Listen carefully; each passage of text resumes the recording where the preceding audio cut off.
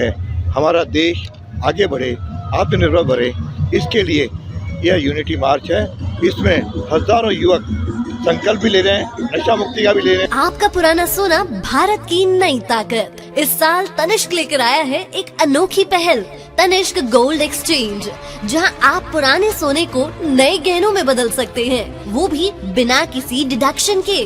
Tanishq gold exchange अब वैशाली नगर अजमेर में उपलब्ध। आज लौह पुरुष सरदार पटेल की 150वीं जयंती के अवसर पर देश भर में आयोजित यूनिटी मार्च के तहत आज अजमेर में भी जिले की यूनिटी मार्च प्रारंभ हो रहा है। यह मार्च देश में राष्ट्रीय गौरव की और जागरूकता उत्पन्न करने के लिए है, ताकि राष्ट्रभक्ति आवश्यक है, हमारा देश आगे बढ़े, आत्मनिर्भर बढ़े, इसके लिए यह यूनिटी मार्च है।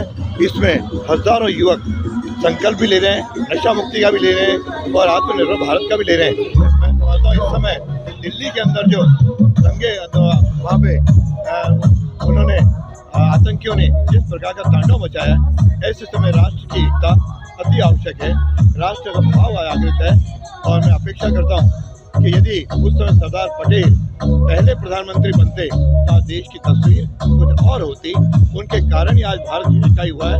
हम सब संकल्प लें इस भारत को यूनिटी मार्च के द्वारा हम सब एक सूत्र में जोड़ेंगे, एक होकर के चलेंगे और भारत को श्रेष्ठ भारत बनाएंगे। इस देश के आज़ाद होने के बाद जो विभिन्न रियासतों में हमारा देश भारत देश बटा हुआ था, उन सब रियासतों को एक करने का जो काम, जो बीड़ा उस समय के तत्कालीन गृह मंत्री सरदार वल्लभ भाई पटेल ने उठाया, और जिसके कारण से आज इस नए भारत का जो स्वरूप है वो हमें दिखता है, उसका श्रेय यदि जाता है तो निश्चित रूप से सरदार वल्लभ भाई पटेल को जाता है। और जिन्होंने अपनी जीवटता के माध्यम से विभिन्न विसंगतियाँ होते हुए भी अलग अलग रियासतों को जिस प्रकार से एक करके इस नए भारत का निर्माण किया, आज उनकी 150वीं जो जयंती थी उसके उपलक्ष्य में पूरे देश भर में एकता मार्च निकाला जा रहा है।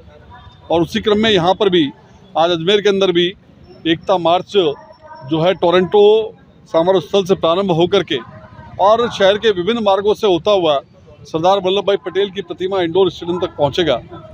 आज इस अवसर पर इस कार्यक्रम में हमारे विधानसभा अध्यक्ष माननीय वासुदेव जी देवनानी साहब, हमारे केंद्र सरकार के मंत्री माननीय भागीरथ जी चौधरी साहब, हमारी दक्षिण अजमेर की विधायक आदरणीय अनीता जी, देवनारायण बोर्ड के अध्यक्ष माननीय ओम प्रकाश जी भराना सहित जिले के समस्त वरिष्ठ पदाधिकारी और नेतागण आज यहाँ पर उपस्थित रहे हैं।